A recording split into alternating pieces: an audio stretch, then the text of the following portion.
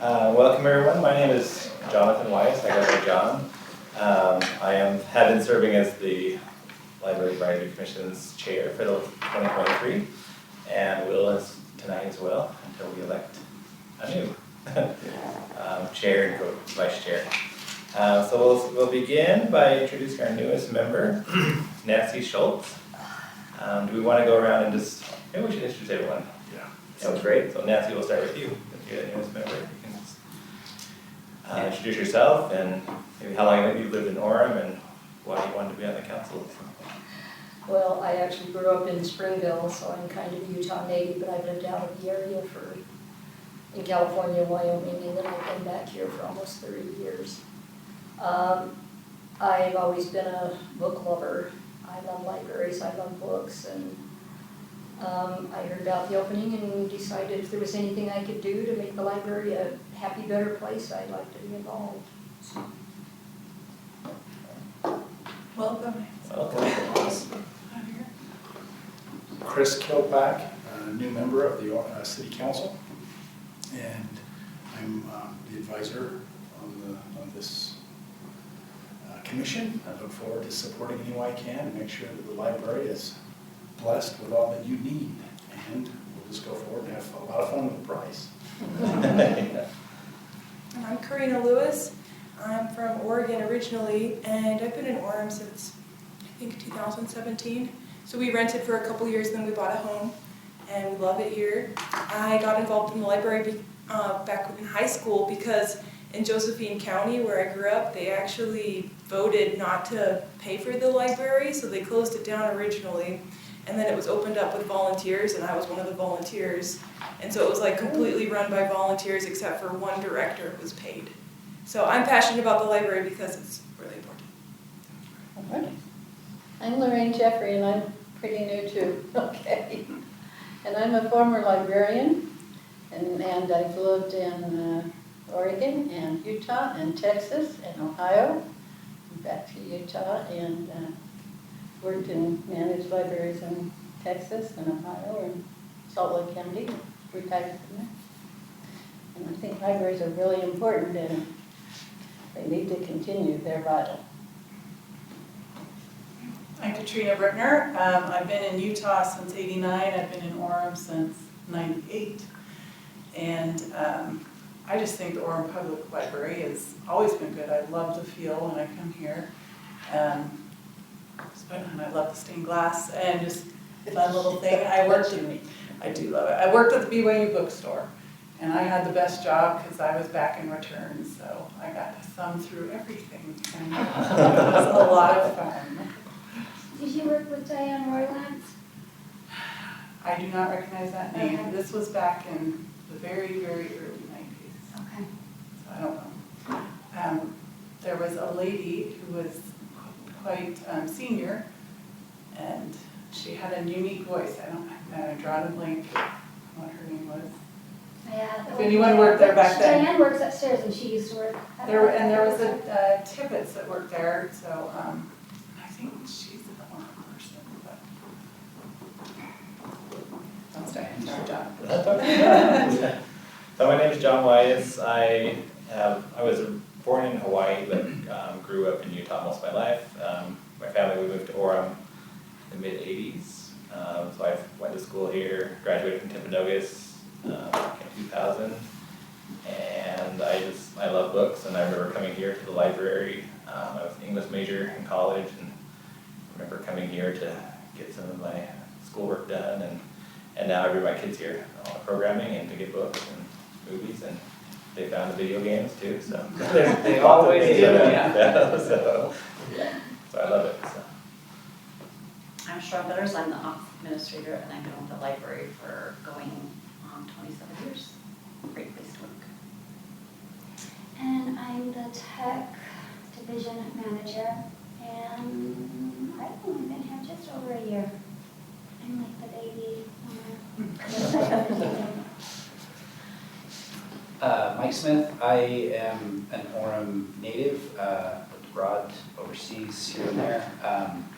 I have been with the library, started library division manager, the kind of front of house portion.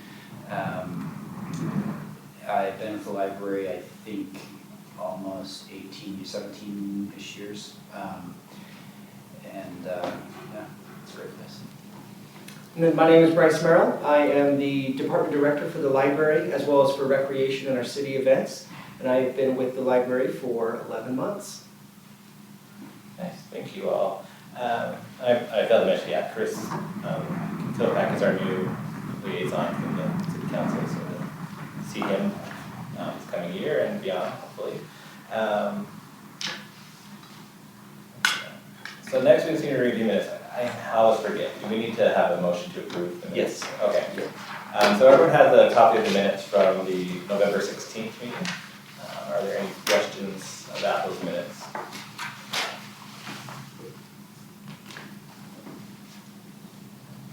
And if not, do we have anyone like to offer a motion to approve those minutes? I move we approve the minutes from November 16th. Aye. Somebody second it? I second it. In favor? Aye.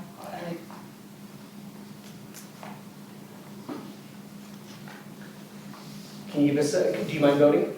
I tried to look up the minutes and review them online, and I could not pull up anything more current than 21. Oh, no. I could not find the minutes to review them, so I don't feel like I should vote on them. Absolutely Because I fine think to abstain, that's yes. okay.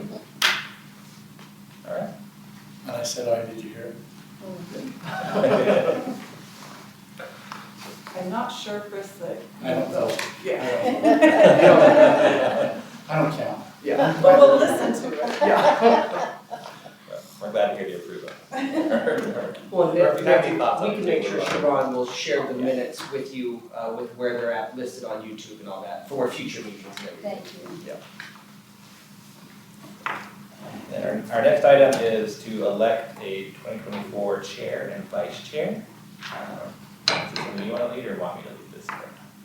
Whichever you would prefer. Essentially, we have a chance to nominate and then vote Okay. on a chair and vice chair. Okay. And Sharon, jump in if I'm off script here, but I don't think there are any requirements of not allowed to serve. It's not an automatic, Katrina, you've served as our vice, it's not automatic from vice, so it's not like a president-elect.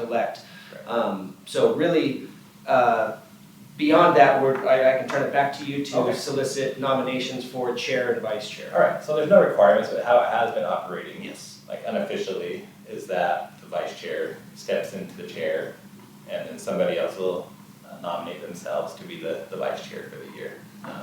And I will step out of my spot, just knowing that it's just for the year. I could, if I wanted to, try to go against that and be the chair again, but I do not want to do that. So we're welcome if you're open to that, to continue that model, or we can do something different. If anyone has any objections or thinks we should do something different.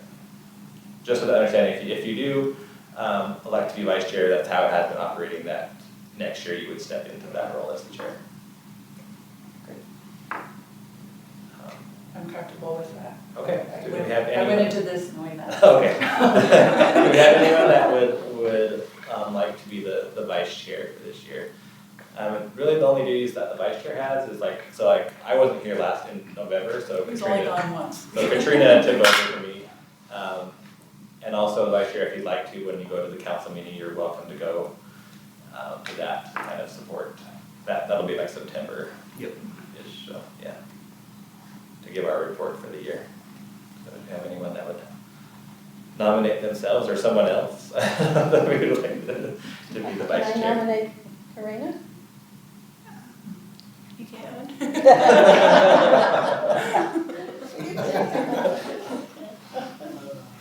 Yeah, I'd be willing to be a vice chair if Debbie doesn't have interest or Matthew doesn't have interest. But if either of them have interest, I'd be fine to allow them to do that.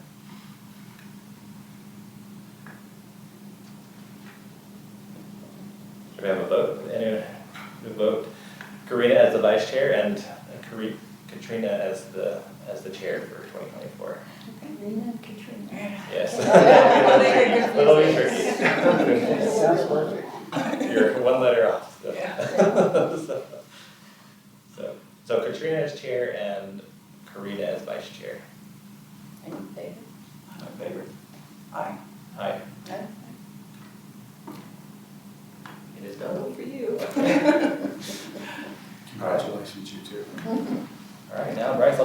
over to you or whoever's in charge of the presenting the annual report. Great, so first off, we're just gonna go over the annual report. We have a wonderful blog, well-read, well-received, well-trafficked, and the name is gonna escape me now, Word, What's the word? What's the word? Is that it? I Yeah, got it, what's I the just word? got the email. I'm on record messing up the name of our blog, but literally, I mean, thousands of readers, it's very popular. We thought we would supplement that with an annual report. One of the several takeaways from our tours that we talked about last meeting was, you know, on the one extreme end, Salt Lake County has like a 25-page full report, diving in, a lot of information. On the other end, we had a blog post and a regular communication, but no official report. And we thought we would move one click towards Salt Lake County, something very similar to what we saw at our other Utah county, really to help people understand what is happening at the library. One of the internal staff goals that we've had as part of our strategic plan is that we want to do a better job of proactively being involved in the narrative of our library, helping our residents know what's happening here and not waiting for that narrative to be established. And so this was our first attempt at this year's annual report. We wanted information on the volume. You know, we are a large and high volume library that you're able to sort of gather that. 1.743 million library items borrowed in 2023. I love that. I love that. That's an average of 17 per resident when you think about that. And that's really cool. You can see up there in the top the split between downloadable and physical items. You can see the number of visits or website visits or any number of facts here. And so we wanted something that was light on words and heavy on graphics and information and pictures that help tell the story of our library. And so you can see here on page 2 under the director's message is a beautiful infographic where the photo we just took will be included. And then we're going to work to distribute this to our residents. A version of this went out in today's newsletter, but we're going to work either with our utility billing or another mailer that the city is already pushing out to include this information. And then we'll go from there. So any questions, concerns, ideas, suggestions for future director's report? Again, focus on the items, a little bit of information about how the money is spent. We mimicked, I believe it was Provo, that had this level of detail. It doesn't get into, you know, how much do we spend on science fiction versus nonfiction or versus children's, but you can sort of see where the money of a library goes. Yeah, any questions or thoughts or feedback? I like it. Me too. I think it's great. Yeah. I like it too. Having just for work finished our annual report that was heavy on word. Yeah. No pictures. I can say that this, I think, for a variety of audiences, Yeah. is a lot better. Great. So, yeah. Well, Ruth in our outreach team did a wonderful job designing this for us and taking the task of, hey, can you just boil down everything we do into 3 pages of infographics? But I thought she did a great job of keeping it simple and high level and interesting. And so, again, as we add that photo in there, John, thank you for your paragraph or quote in there. Mike as well helped us with our outreach efforts, and then I shared a little bit about what we're talking tonight. But hopefully you'll see that go out on social media and email, and then some physical copies as well over the next month to help recap 2023. Okay, with your permission, I'd like to go to our next agenda item. This is a continuation and really an in-depth conversation today of where we talked about in November. We are deep into our strategic plan, our facilities master plan, and we feel that there's a lot of momentum here right now. We feel that we're running downhill. We spent a lot of the last year gathering the information, gathering feedback, organizing ourselves as a staff group, and we are into the action plan portion of what we're doing. So we're really excited to share with y'all what we're doing today. A portion of this was shared with Councilmember Killpack as well as the rest of our city council at the council retreat earlier this month, January 5th and 6th. And I think my takeaway from that presentation was that what is happening at the library is central to the experience of our residents. And I think we see that, you know, when you think of how you interact with your city or the touch points you have. We might be of casual importance, but we are high volume and high emotional importance. And so we really wanted to leverage that and build some excitement. A lot of what I was able to present on was our city events, our recreation department, and our library department. And I think in aligning those three to say there's a lot of emotionally important connections and touch points, when you think about how your experience of living in Orem is shaped, the library, and those other areas, but the library is really at the middle of it for a lot of families. Again, 1.75 million checkout items, hundreds of thousands of visitors, speaks to that, I think, in a quantifiable way.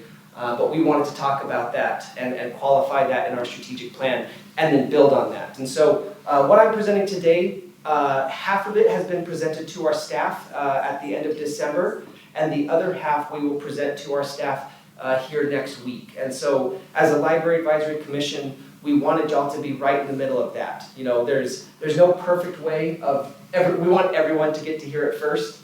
And be the first to know, but there's no perfect way of doing that because we don't want to go to our staff without having brought y'all in early. But we also don't want to go too early and then have our staff hear about it in a different way. And so I think over the last 6 weeks, we've had library commission meetings, we've had city council opportunities, we've had staff meetings. And so we're really, really excited about what we have today. And so we're ready to sort of go through that with y'all. As I'm going, I am planning on taking about 20 to 25 minutes total. I would love your questions though, so if you want to interrupt, jump in then. I might tell you it'll be coming later, but feel free to interrupt and let me know what you have questions or what you want us to dig in a little bit deeper on. I will also have Sharon share this with y'all at the conclusion of this meeting, and so don't feel like you have to, we were light on words in the report, but we made up for it here. Some of these lists screenshots are a little bit long. As a recap, our strategic plan has been going on the last year. We are to the second to last step here. I bolded it down there. We are rolling out the strategic plan as well as our facilities master plan. Those have been discussed with our staff, and they are in the process of sort of ideating that last step of how do we move forward and set goals as staff, and how do we have metrics for how we're successful. We talked about this last meeting, but I wanted to come back to it. When we went to the Provo Library, one of the most impressible things from that visit was that within 20 seconds of them welcoming us and our staff, they sat us down and let us know that they were a popular lending library. They knew who they were, and they knew what types of books and what types of programs they knew right off the bat. And I thought, I love that clarity. As we looked at what was important to our staff, we knew that we wanted to be and become an experienced library. More than transacting books, more than just increasing circulation, there is that sense of feeling or purpose of being at the library. The spark of discovery, the relationship you build with the staff leads to experience. And so we use some principles of experience design to say if we want people to not just come and transact, but to come and to be or to feel or to experience, we have to change how we staff and how our physical facility is. So you can see here, Linda and her, really the entire department, led out on our mission statement of we inspire lifelong learning, create enriching opportunities, and strengthen our communities. And that leads us to be an experienced library. To accomplish that, we have to have our budget in a place that our resources that have been allocated to us by the City Council are going to those places that most impact our ability to be an experienced library. We have to look at the individual and collective bandwidth of our staff. What were they doing on a daily basis? What were they being asked to do? And could we sort of understand those tasks to say, does that have an impact on our residents? Do they feel the difference of the work that you're doing there? Or is it something where we're spending a lot of time, but maybe not getting a big impact back? If and when we found spaces that needed more attention or less attention, how could we shift and organize our staff to reflect that? And then finally, what were our work priorities? If you remember, probably 6 months ago, we talked about our employee survey that the staff took. And we had a number of low marks. It's been a challenging year for our staff. In fact, as you looked at the city's low marks, they were attached to the library. So we wanted to really, in earnest, address that, talk to our staff, and hear from them to say, how can we still stay true to our mission, but hear some of the feedback that y'all are sharing with us. And so we looked a lot at engagement and meaning in their work, the level of autonomy and support they had, and the opportunity to gain new skills. Finally, we wanted to address several things about the physical environments of the library. Do the staff have the tools they need to be successful, modern tools to run a library in 2024? We wanted to look at the balance of the different square footage allocations in our library. How is it dedicated to staff? How is it dedicated to just housing the collection? And how is it dedicated to space? We wanted to talk about the flow. As y'all know, the building we're currently sitting in right now is coming down this year. And they are building the new city center out there. And so these doors right behind us will be an exit to a plaza in a matter of months. That will change the flow. These two doors right here will be the closest to available parking stalls, even closer than what we have over there in 12 months. That will change the physical flow of the building. What does that mean for us? And so there are some things that are for sure happening that we have, whether we want to or not, that's happening. And there are other things that we can say, hey, as that changes, what else might change? Or who would use this entrance versus the north entrance? How would that change? And so it's been really exciting for our staff to go through and say, okay, here's our mission, here's what we want to accomplish, what does this mean for us? So we started with staff. We talked about this a little bit, but I know Councilmember Killpack and Nancy, y'all weren't here, and John, you weren't here, so we can recap this a little bit quick, even though we talked about it a little bit last time.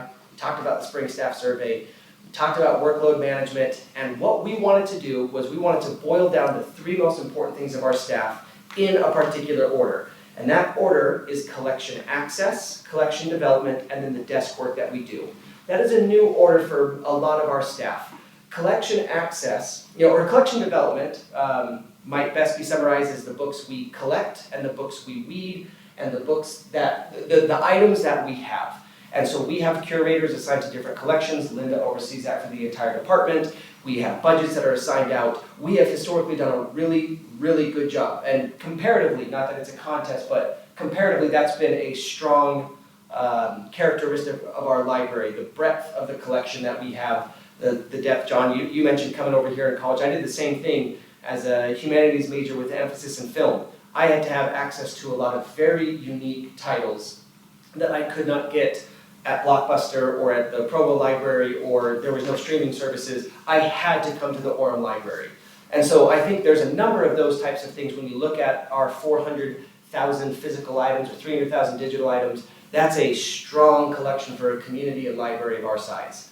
What we maybe hadn't done as much of was collection access. How do we get a resident from our city into our building to know about those items or to know that they wanted to explore more about a particular topic? And so we have moved that to priority one. In addition to developing it, we have to get people to use it and to come in and to experience it, to, again, not just transact it, but to be here, to feel the spark. And then third is the desk work that we all do. Some of that is reference work, waiting at the desk for when a person might come in and might ask us a question. Maybe it is the work of technical services and the life of the book. Those are important things, but sometimes the desk work, which is our to-do lists, feels the most important, and so we sacrifice collection access and collection development. We want to let our staff know, make access to the collection and have a strong collection, and the desk work will take care of itself. So that was a big reorganization that we rolled out to our staff back in December. I think a lot of them were very excited about it. I think it has been really well received by them, but that will be an emphasis change for us moving forward. To make some of that possible, we are having to use our part-time or flex staff in new, bolder, bigger ways.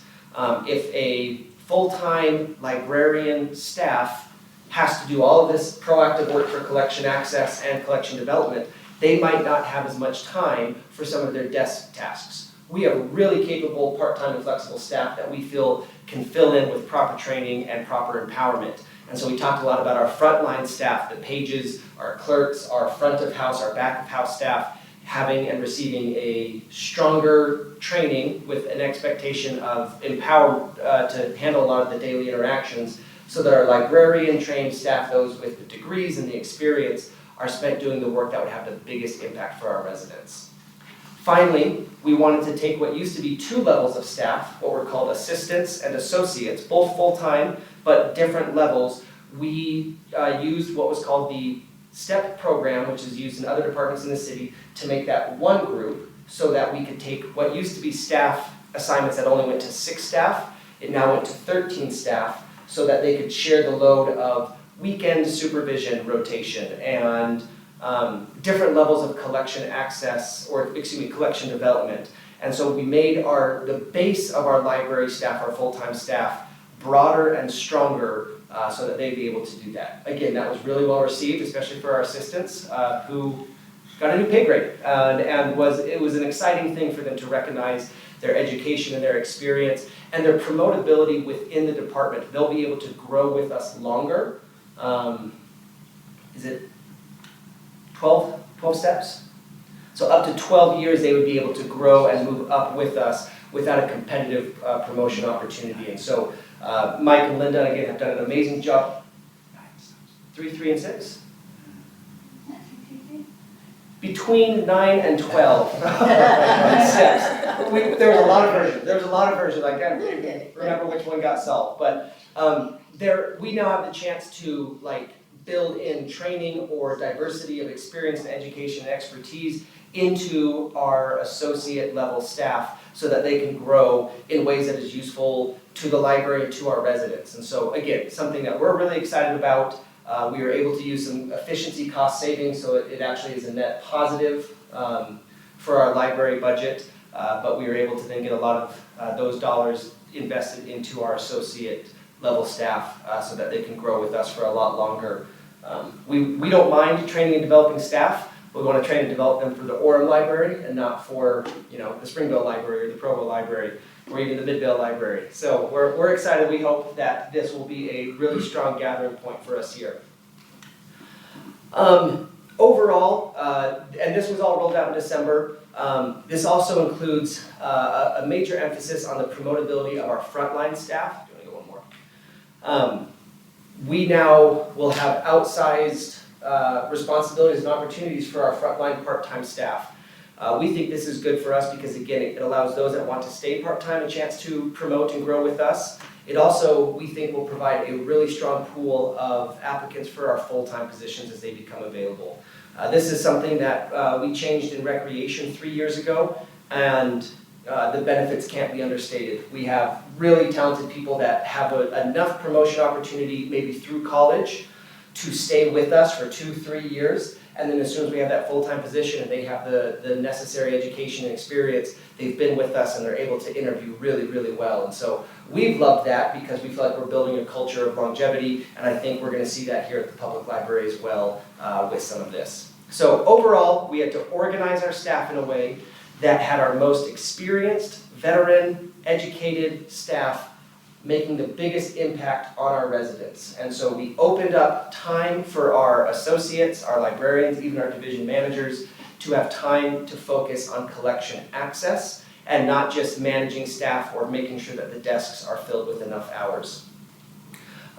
You can see here that we've tried to really clarify who does what and where, and again, emphasis on empowering each level of our staff to go from there, and all sorts of new emphasis on collection access. What does collection access mean? I put a mega list up here. Again, you'll have a chance to look at that. Some of it is the classic library programming that you're used to. It's the snack and chat, it's the Orem Reads, it's the summer reading program. It's different clubs and activities that we have. These are in-person groups that are scheduled at a time that you come over to the library for. Some of it is content access or content programming. We have a podcast for our children's librarians that was at its heyday, experiencing thousands of downloads. Our librarians talking about books, making those recommendations. We look to expand that to our media library and to highlight the various local musical talent or different film series that we have. Again, more than just buying the movie and having it here, but we're creating a relationship and sharing the spark around that. We have things that fall into passive programming. If you've brought children into the library or children's librarians, knock this out of the park. You can stop by that desk any time and they've got some sort of challenge or choose your own adventure or scavenger hunt that helps these children find new books and find new types of genres and interests that engage them while they're here. Then we also have an emphasis on seasonal programming. So for some of our newest associates, they'd be able to just work with our full-time library programmers and support things like summer reading. We're this year's summer reading will be hands down the biggest and best ever because of the number of hours and the budget that we freed up to run this. This benefits thousands. We got it right here, 3,300 people? Many. Where is it? Where is it? I gotta get that number. 2,628 people. That's a massive, massive impact when you consider the number of youth that live in Orem and the thousands that we're seeing here. That seems like a really good investment of our time and our dollars to help them come in and experience that, remove the barriers they have, up the experience they have with those challenges, those experiences, the activities that we do here. So we shared this with the staff. They really liked it. We really liked it. We think it puts the emphasis on what can make the biggest changes. Now, what we plan to roll out to them next week is an emphasis sort of at the leadership level and how we can better support them. And so one of the biggest changes is our division managers, Mike and Linda, will have their work aligned so they can be amongst their teams a little bit easier. And so we're looking at some physical changes that I'll show you in our facility master plan. Really, we have 5 significant areas of operation within the library: our tech services, the patron experience for those that are physically here in the building. We have those that come for some element of programming. We have library hall, and then we have a team that is focused on outreach, going out to existing communities and organizations and schools to make sure they know about these resources. And so we took those 5 areas and said, how can we support our division managers in a way that they would be able to really dial in and support and provide that feedback needed for our library teams. What is library hall? Library hall, yeah, great question, thank you, Lorraine. Library hall was completed in 2021, and it is the 550-seat auditorium that is attached right here. Okay. Great question, yeah, and so that falls under the library. It currently hosts a lot of library programs. It also hosts a lot of other programs, other events, and we think with some dedicated staff, we'll be able to really fill that calendar and increase our profile here in the city for art and performance. Does that come under library? Are you the ones that schedule those performances? Currently, yes. Yep. And we work closely, Mike here has led out on that and has done a great job. Our friends over at Sierra, we've met with them several times because we have no interest in competing with the other art houses or performance halls.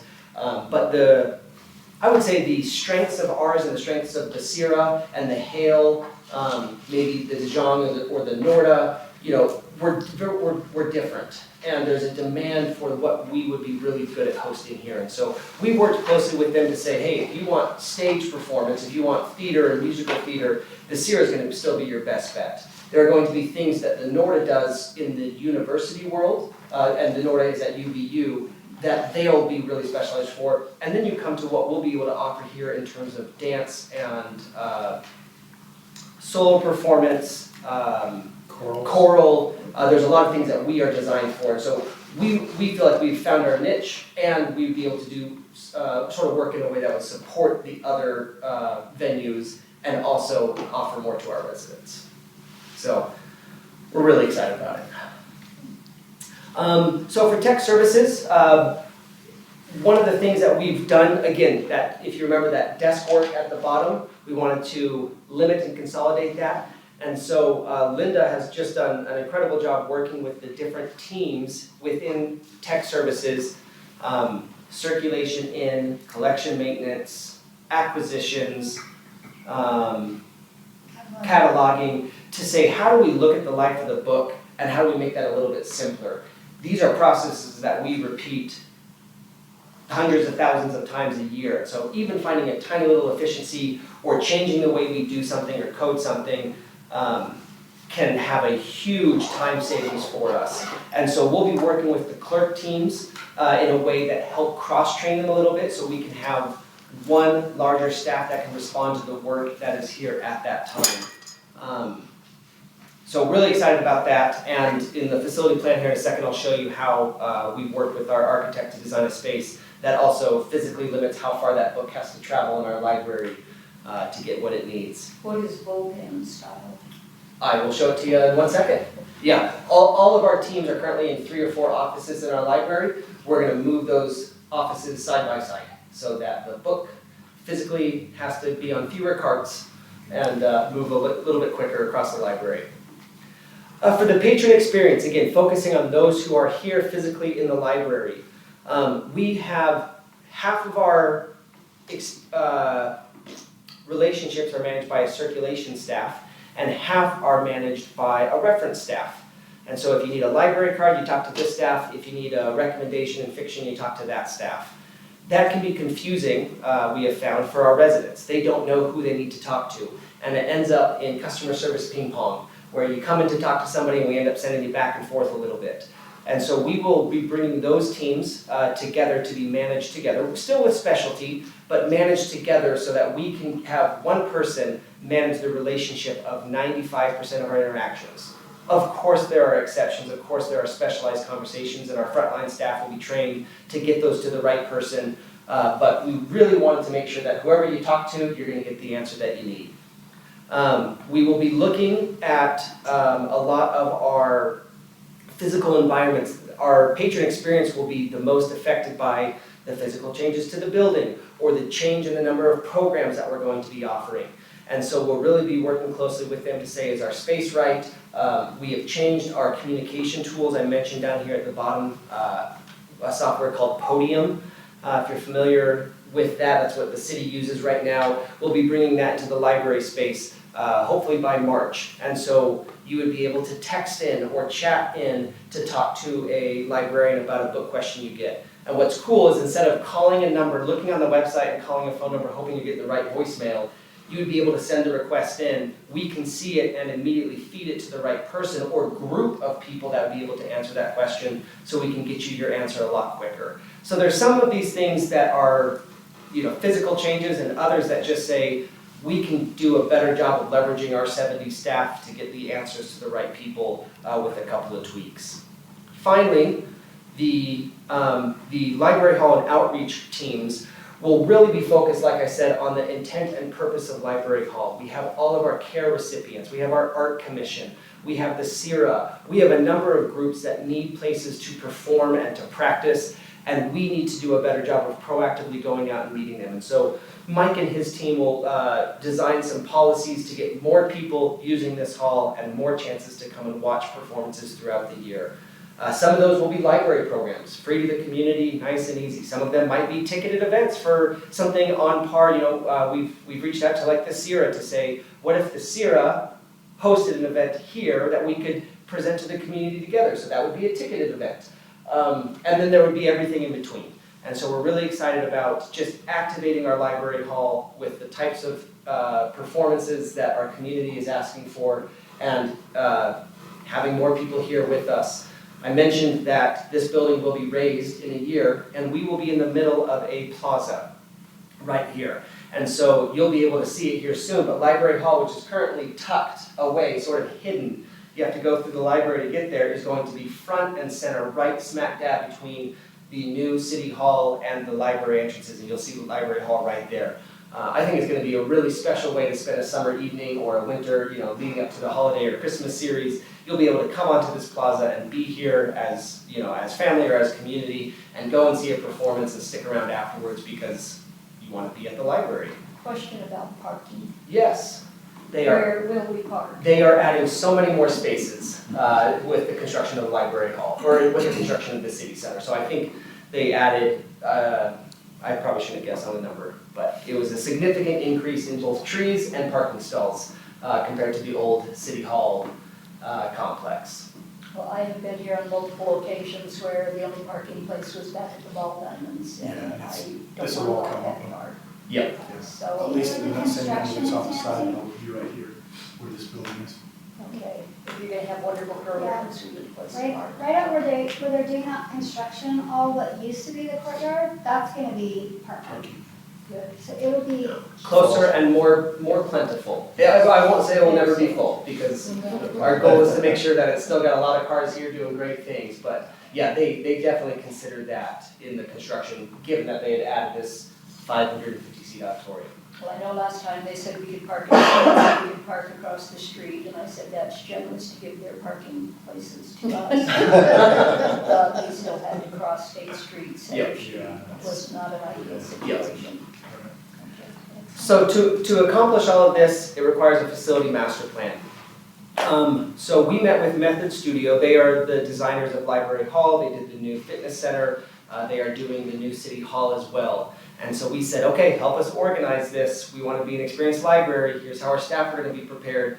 Let's chat. So we are in the middle of that. I have the first 3/7 of that facility master plan to present to y'all today. And I really would love your feedback. But our building is unique. It's 2 wings, it's 3 stories each, it's got bridges, it's got courtyards, it's got what we would consider massive challenges in terms of staffing and lines of sight, but it's also so unique. And so we wanted to start from a place that this building is really cool. We have the stained glass, we have some of these things that we want to like highlight. We don't want to just replace it and say, how do we, let's maximize it and make it a big Kleenex box and it's just a square. We really like where we're at. Like I mentioned, we have some things that are changing, like this entrance right here. And so we said, what do we have to do? And also, what can we leverage to want to do with what we have to do? Because those dollars are going to get spent. Let's at least spend them in a way that we're really excited about. And then we wanted to make sure that we're dreaming big. This is about building the future of our library. So we didn't want to just replace it with business as usual. We wanted to say, what do we want to be in 3 years and 5 years and 20 years? And what decisions do we need to make now to be ready for that? So we're meeting with Method Studio, and we toured all the other libraries. We toured our own library. The 4 of us and a couple others have met with them on different spaces. But we said, what's important to do now? What's like priority 1, priority 2, priority 3? And so we broke it into 3 sort of phases. The first one focuses on the entrances of the facility. The second one focuses on the workspace, and the third focuses on the environments, the place of being, the community building that we can do here. Again, we'll send this out to y'all, but I wanted to share a few images. So this currently is the door that connects from the storytelling wing, where we do children's story time, into Library Hall. How many of y'all have been to this door? Does it feel like the entrance to a beautiful library hall? It feels like you're going into a storage closet, right? And so, And to the bathrooms. yeah, to the back, you're like, am I in the right spot? Or is this an alarm door? There's good reasons for it. It's fire breaks or something. It's not like they were stupid. It made a lot of sense, the way they did it. What we're looking at doing is really opening that up with as much glass as possible and a lot of architecture tricks to make it feel like an opening. And so some awning, some lighting, some flooring, a ton of additional glass, and to minimize the heaviness of the door that is required by code, and instead say, hey, come on back, come see our art gallery, come be here. And so we're really excited about this. You can see some of the things that they've talked to us about, a brow or a shroud or a canopy, the lighting, the signage, the change in flooring, things that the architects are telling us will communicate you are in the right spot, you're moving in the right direction, and go from there. So we hope that this little jog right here with some additional glass, maybe this jog right here with some glass, an emphasis on the door right there with the canopy would say, you've made it to Library Hall. Next, this is our vestibule. So if you were an eagle and you were above the vestibule that's right there behind us, this is what you would see. And so this door right here is right there. That's that door. You enter in, you got the 2 restrooms to the right, you have the sort of covered canopy area, and those are the doors to the library. You feel oriented? This is the existing space. And so we said, hey, we need this to feel like an entrance. This is the closest possible entrance to our facility. You can also see right here, this little brick thing is some sort of HVAC system for the new building. So non-negotiable, that's where they're putting whatever. So we said, okay, how do we make sure that this feels right? And so now we're back. This is our vestibule right here. That square building is set. And this is the new plaza that you'll go. These are the 2 entrances to Library Hall, right on the main plaza. They've got this pergola thing in the line of trees. If you've heard about the Gold Star Monument, that's going to be right here. Seating and outdoor seating. This is going to be just the most welcoming and fun urban park environment for you to be at. And we said, how do we make our entrance match? And so right now we're looking at two different things. One would be to add this little glass, can you see my mouse? You cannot. Oh, it's your mouse. We would be looking to add this glass pop-out in front of these doors so it matches the glass pop-outs that already exist at Library Hall. Now, you would enter a glass vestibule to enter a vestibule to enter the library. So it's a bit redundant, but it's going to be worth the wait, because you're going to say, oh, this is amazing. One of my favorite shots, this is from the exit of the new City Center Hall. So you would have just left your City Council meeting or your Planning Commission meeting, and that canopy right up here, which has seating, perfectly frames our new Library Hall entrance right over there, so it just draws you over and pulls you in. And so this is something we're excited about. This is not an expense. We're not like ripping it down and rebuilding. We're adding a glass vestibule. We're changing a little bit of the doors. We're going to draw you right over there, and you're going to know that you're at one of the main entrances of Library Hall. The library. Library, thank you, not Library Hall. You have three options: Library Hall, library. The last thing that we're looking at doing, so right behind us here, this is out this window. You can sort of see off to the right. We have that like covered patio area. When you exit today, go check it out. We thought, so this vestibule here currently has three entrances. We're like, well, three entrances to enter the fake entrance to enter the entrance seemed like a bit much. And so we said, what if we enclosed the area here to the west so it was only accessible from inside this vestibule? And so you can see this little representation here. It'd have a little pony wall, and you would have wonderful native plantings and benches and swings. So you'd be able to like come out to this like little outdoor courtyard and read a book on the plaza that you can only get to from inside our vestibule. Again, we want to create a place of being. We would allow unchecked out books to be out here, and on a nice spring day in the shade of our trees, you can sit here and read a book and just be. And so you'd have the stained glass behind you, you'd have Library Hall behind you, you'd have the hubbub of the plaza to your right, but you'd have a little bit of a wall, so it feels like a nice little garden courtyard and a place to be. So now, our entry vestibule that had three entrances to get to one entrance, we've taken one of those entrances and made it a little courtyard. We'd have the main entrance right here, and then currently we'd take the other entrance and we'd probably just replace the doors with glass. So that if we ever wanted to make it an entrance again, we could, but we'd have main entrance, courtyard entrance, and a new glass facade there on the east side. Any questions, thoughts? So phase one, focus on our entrances, hanging out. Phase two, the bullpen. All right, so this is an aerial map of currently the north entrance.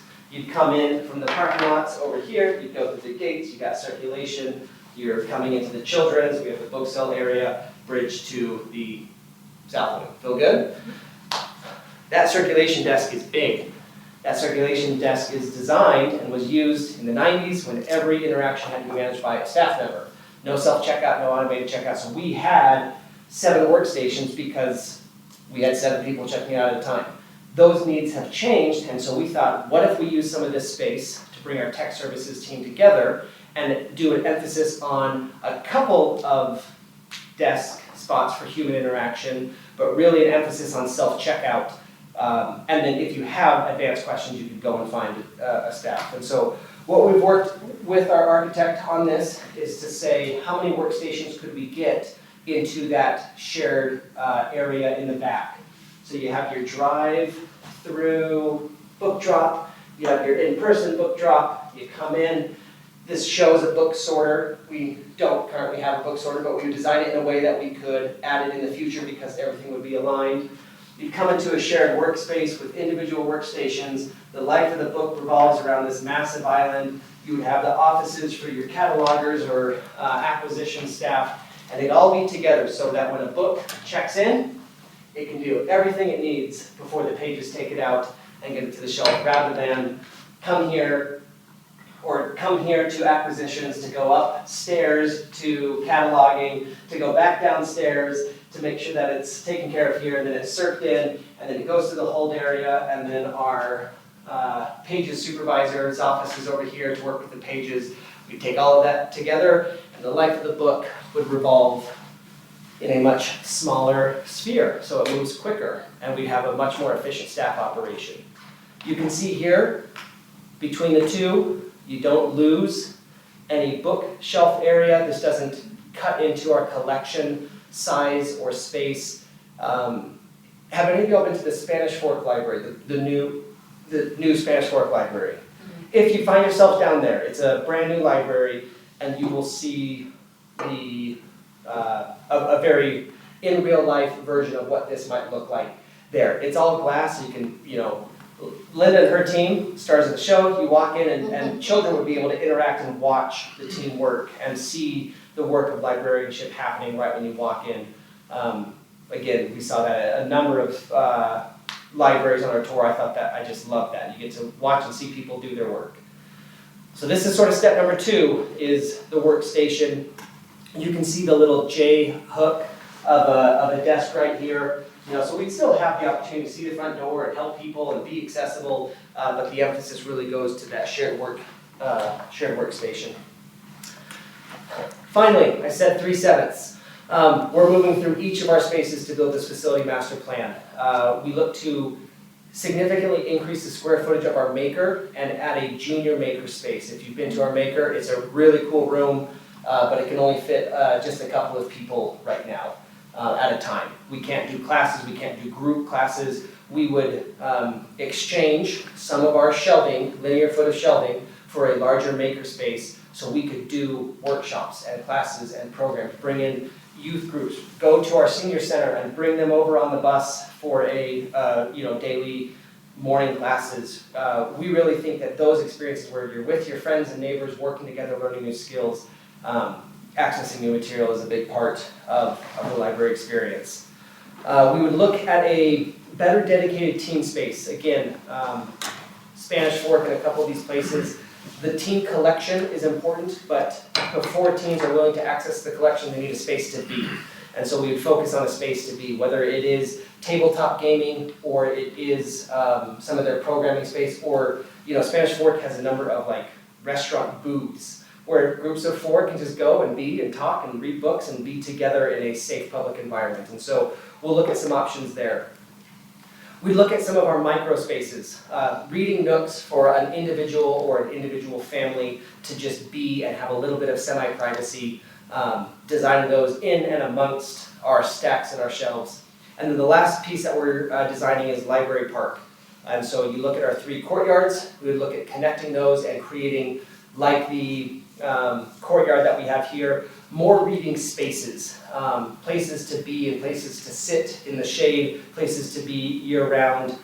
We call it a park because funding options down below open up for park funding that we don't have access to for library funding. And so we would look to make a designation of a park.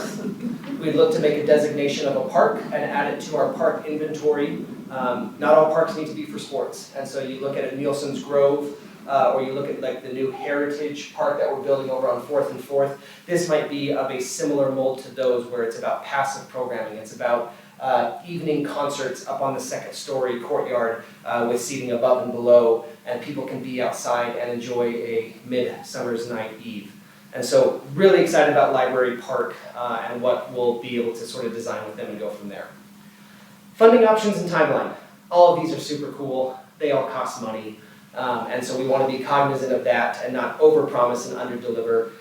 We're looking first at the efficiency savings that we've had this year from some of our organization to say we want to make sure that that money, as we're looking to save money, we're asking our staff to be efficient. We don't want them to be efficient to have that money leave the library and perceive it as a loss of funding for our library. And so we'll work to communicate that with our elected officials and to say, as we work to transform, we're looking to save money so that we can transform into a new modern library and not for any other reason. And so we'll work to carry that message out.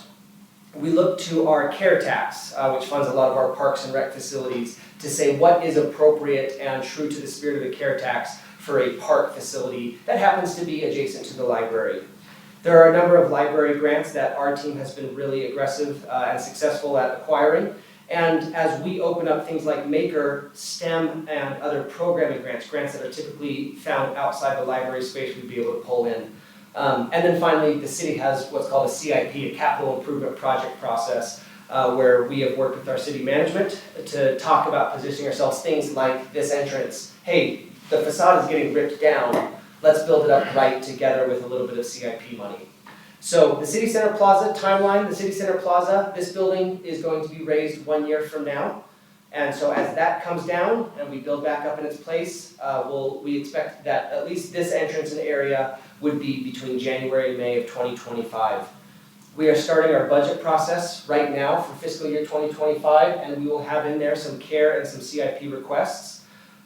We will be looking at the grant cycles. A lot of them are a spring grant cycle, and then of course, as the CARE tax, that is also a spring sort of budget process. And so we don't have an exact timeline yet. The level of drawings, as you can see here, these are architectural design drawings, not construction drawings. And so we would find out what kind of funding we have and what our priorities are. We would then work to advance forward in the paper and planning and permits and zoning portions of it. And so construction, I think at the earliest for any one of these projects is 9 months away. Some of them might be several years, so several years away, and go from there. But we hope to have a phased approach where systemically over the next 3 to 5 years, we are modernizing the spaces that we need to so that our residents see the investment in our library and go from there.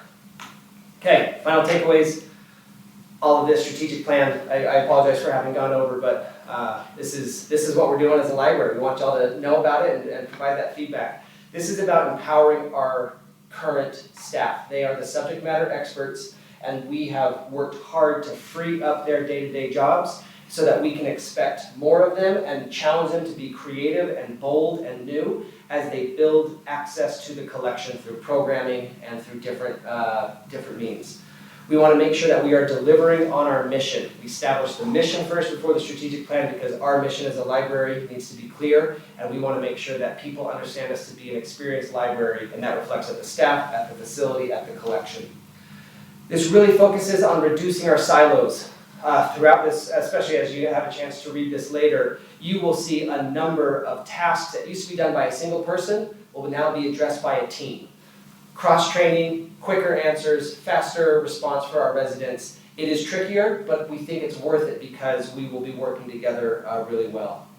And then we think that we are developing a staff space where people can grow with us in our library for a long time to come. So timeline, your feedback is welcome. Everything that we've pushed here is 85% designed. We wanted to bring it to you when we were still able to receive a lot of feedback. And so we didn't want to go so far down the road that you're like, well, sorry, we already have construction documents and we can't change it now. So if you have ideas, if you have really specific feedback, if you have critiques and criticism, if you feel like we've had mission creep where we've lost track, we want to hear it. If you like it and you want to say do that and do that quicker and do that more, we want to hear it. Next Wednesday, we will roll this out to our staff at the librarian level. Some of the things we talked about division managers and how the division teams will be reorganized. A couple of position things that will be rolled out to them on Wednesday.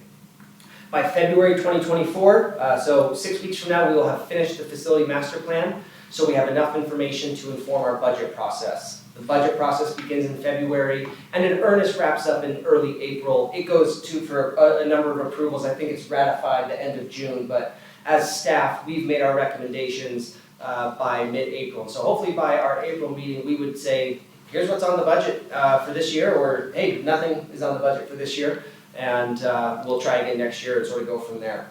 And then what is happening now, our staff are currently practicing all of this, collection access and programming and new processes for tech services and activating Library Hall. We are taking our first baby steps. We're going to make a lot of mistakes, but we're going to make good mistakes and go from there. So that is the strategic plan and the facility master plan for the library. I know that was a lot of information to throw at you, but we're so excited. We're building on the strengths of our staff, and we're really excited for what this is going to look like. Mike met, and Siobhan, we met with a group that's going to help us do a community impact survey over the next couple of months. We have a baseline of how we're interacting with our staff, and we'll be able to measure that year after year moving forward. So anyways, that's it. Again, I talked a lot, my apologies, but turn it back over to y'all for questions, comments, concerns. Otherwise, we'll send this out and you're able to review it on your own time over the next couple of weeks. Auctioneer training paying off. There was a lot of work that went into that. A lot of words. But a lot of work. But a lot of work. I mean, obviously, a lot of work, a lot of looks very well thought out. Yes, it does. Impressed. It looks well thought out. Was there, I guess I have a question, was there an issue with retention in the past, and are you seeing this as a way to kind of bring that in? Or it's not been an issue, but you're just staying ahead of things? Great question. You know, we had a normal level of turnover this last year. I think we had 5 full-time of our 27, you know, so 80%. Some retirement, some natural things like that. I think rather than total retention number, I think we're looking to find those staff that are excited about what our library will be. And so the idea, if you wanted a quiet place to be and sit and then answer a question when someone came to you, you're gonna be very turned off by this plan. And our hope is that if you love interacting and providing access, you're gonna be really excited about this. And so I would say the emphasis was more focused on getting the people that are excited about a library like this to want to be here, to want to grow with us for a long time.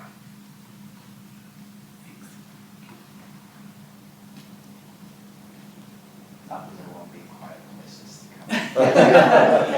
We find that the staff are the noisy ones? How many employees does the library have, paid and volunteer? Currently, we have 24 full-time and 70 part-time with flex. 72. 72 part-time with flex. That's a lot. It's a large department. You know, and we in learning about the other departments, we are also more largely staffed than others of similar size or similar sized communities. And so I think it was really important to us that we said if we have more staff, then we need to do more, and we need to activate that staff so that we are efficient. You know, these are tax dollars, and so it's really important that we feel like we are delivering at a higher level too with a larger staff. Nothing wrong with being big and being aggressive in the amount of programming and all that, but we need to go get it. Do you have volunteer staff? We do. How many volunteers do we have on? We have a big volunteer list. About 70 each year. Yeah. About 30. Since COVID. 70. About 70, it's gone down a little bit since our COVID times. There's some people that haven't come back. But we regularly have some students here doing internships and just lots of different people that love the library. We have some volunteers that have been here forever. So, yeah. So with all the different steps, I'm just wondering about like, so you're talking about different spaces, is that something that's gonna wait till after all the other things, or is that something maybe could we start to like experiment with now? Yes, Okay. experiment now, immediately. You know, moving stacks, changes flooring, requires carpet installers. But there's a lot of things in the intermediate, you know, we've talked a lot about like the media space needs to transform, like we have media. Like this should be an environment that embraces movies and music and art and all of that. And so we're going to be doing a ton of testing and experimenting before we commit to, you know, rip up carpet and move a stack and replace that. So yes, immediately and also ongoing. Okay. I love it because the staff has been giving feedback as we've done the split. And so it was like, well, I want to do this program, but I've never done the calendar or the, you know, the flyers and stuff like that. And so it's such good feedback because then we're like, okay, well then we need to scaffold this, we need to train this, you know what I mean? We need to create this collaborative structure so that you guys can now do this yourself. And so it's been really awesome. So we kind of, it feels like we move a few steps forward and then we said, well, we need this. And we're like, okay, we have to figure out how to do that, you know what I mean? But it keeps going. And so it's exciting. It's exciting. I like the idea of a dedicated teen space. I remember living in Murray and they had a really small library. So when they had teen time, it was just like library takeover, and it was not a pleasant place to be with younger kids. So yeah, so I think that's a good thing. So. And we didn't talk about this, but as you move like all of our tech services team to one area, that vacates a couple of other areas. And so there's like the fun ripple effects of that, of like, oh, how do we activate that for our residents or change the way we're doing something? So though, yes, as we identify the first couple, the other things become a little bit more fun. No, that's great, I'm excited to see the final. 7-7, sort of. Yeah. Yeah, hopefully by next meeting we'll have, we can do a half agenda item, half as long, but we can report on sort of 4 through 7, and they'll be doing some cost estimates for us as well. So I guess our final two, is there any other updates anyone has before we adjourn? Updates or just any other items that need to come forward? Someone like to make a motion to adjourn? Motion to adjourn? I second it.